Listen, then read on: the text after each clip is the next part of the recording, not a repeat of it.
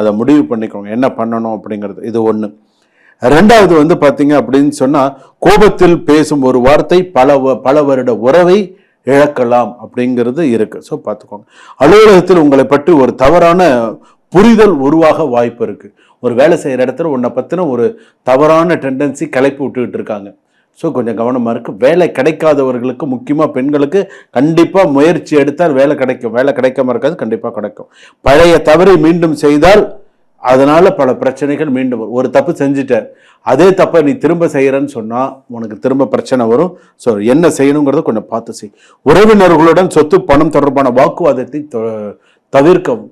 சொத்தோ பணமோ நீ எப்போ கொடுப்ப, ஆச்சா போச்சா, நீ எப்போ செய்வ, என்ன ஆய்வுன்னு போட்டு இல்லாத சண்டை போட்டோன்னா பிரச்சனை.